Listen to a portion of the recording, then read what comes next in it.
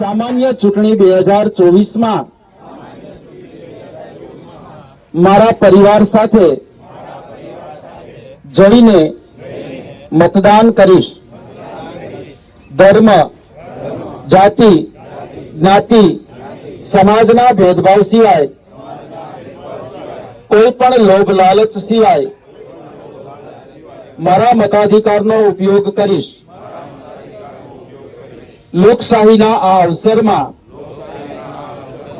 મારા વિસ્તારની મહિલાઓને પણ મતદાન માટે પ્રેરિત કરીશ અને લોકશાહીને મજબૂત કરવામાં મારું યોગદાન કરીશ.